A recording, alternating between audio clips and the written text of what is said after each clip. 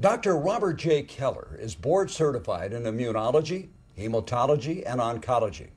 In addition to his medical practice, he's had a distinguished career in medical research and was named one of the 2,000 outstanding scientists of the 21st century. He has served on the faculties of the Mayo Graduate School of Medicine, the University of Wisconsin Medical School, and other medical colleges. He's also served on the scientific review panels of the National Institutes of Health and the Veterans Administration. He has authored more than 100 original peer-reviewed research articles published in various medical journals. Today, he directs the medical research at Phoenix Biosciences, and at his clinic in Hollywood, Florida, treats patients with diseases of the immune system, blood diseases, and cancer. Here's a segment of Steve Scott's recent interview with Dr. Keller. So let's start with the immune system and the role that glutathione, or GSH, plays in our immune system. Each cell in your body, and it's not just your immune system, it's virtually every cell in your body, from the top of your head, including your brain, to the tip of your toes, has to create ATP, which is a substance that is used for energy. That involves a whole series of chemical reactions. That's the good news. The bad news is we're oxygen-based organisms. We live on oxygen, and oxygen creates a fire, and that fire is called an oxidant. And in order to put it out, you need a very good antioxidant. Now, many antioxidants work for one thing, or two things, or three things. Glutathione works for everything. Tell me about what happens with our glutathione production as we age. As we age, the old data tells us that it decreases by about 10% a decade or 1% a year. I think that data, however, is very much outdated. Given the stressful environment we live in, the polluted air we breathe, the less than wonderful food we eat, and the fact that 70% of the American populace is sleep deprived, I would suggest that glutathione levels decrease much more rapidly than is projected in the literature.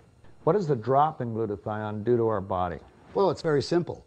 If, in point of fact, glutathione is responsible for putting out the fires so your body or each cell therein can produce a maximum amount of energy, as that glutathione decreases, so does the energy production from each cell in your body. Not only that, but you wind up with increased amounts of what are called oxidants. And there's very good data in the literature to say that oxidation, or too much oxidants, if you will, or not enough antioxidants, are really responsible for accelerated aging. So what you're telling me then is glutathione levels go down, I'm going to actually age faster than I would if they were up to an optimal level. Oh, absolutely. Your body works as an electrochemical circuit. And the fact of the matter is, this ATP, this energy substance that's produced by little furnaces in each cell in your body that are called mitochondria, are responsible for each cell functioning maximally. Well, if your cells are functioning at 50% of maximum, clearly, okay, the problems attendant with that is you lose energy, you lose the ability to exercise, and all the other things that have been talked about with regard to aging. Does GSH play any role in my body's ability to fight off infection or disease, or even, I've heard, for example, that heart disease today, they're telling us, is as much a function of inflammation as it may be from other causes. Absolutely true. There was a researcher 30 years ago who posited that inflammation was really responsible for heart disease. And unfortunately, that was rather shunned by the medical community until 2002, when it suddenly became, oh, well, we forgot about inflammation and it really is important. So anything that will decrease inflammation will protect things. Now, let's define what I mean by decreasing inflammation. Inflammation comes from too many of those oxidants, those burning factors, that are not countered by antioxidants.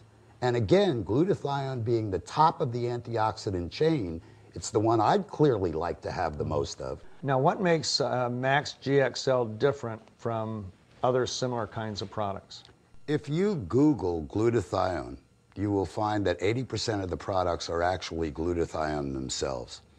That's a fallacy, because if you ingest glutathione, it will be broken up into its component parts by the acid in the stomach and will never get into your body in a form that your body can use it. The fact is, we spent 3 years doing a number of experiments to find the appropriate ingredients at the exactly correct amounts to allow it to, 1, get through the stomach, 2, be preferentially absorbed, because not everything you put in your mouth gets absorbed into your body, and 3, and this is the real trick, it has to get through 2 membranes. One is at the entrance to the cell, and then the second one is into this furnace called the mitochondria. And so we created a very unique formula, which, by the way, was given a composition patent, which is usually reserved only for ethical drugs, that would promote absorption, get it to where it should be, and say to the body, you can do anything you want with it, but oh, by the way, the easiest thing you can do, and the body will always take the path of least resistance, is to make glutathione. And you've actually done blood tests on groups of patients that have shown the difference before they get on this formula and then after they've been on it for anywhere from 3 to 6 months. Yes, we have, and we developed a proprietary test that measures glutathione in lymphocytes, so it's real-time data. And the fact of the matter is, using that test, we did normal basing, which I think is probably low, and then we did patient groups. Found the patient groups was significantly decreased, and after being on MaxGXL for a period of time, sometimes as little as a week, but it continued to increase over months, not only got to normal, but got to higher than what we found as normals. Now, how does it create such a jump? I noticed, for example, on the normal patients, in the test that we have on our website, it went from a numerical value of around 123 all the way up over 300. I noticed that on your HIV patients, it went from a numerical value of 48 to 200. That's a 400% increase. What is actually happening that causes that kind of an incredible increase? Well, there's another little wrinkle with MaxGXL that is not present in virtually any other product. And that is, not only do you get to make glutathione, once the glutathione is used up, taking care of one of these little fires, it's regenerated, so the body can use it again. How does it do that? Because a number of the substance we put in, and I'm not going to go through the molecular chemistry of it, in essence take the spent glutathione and remanufacture it.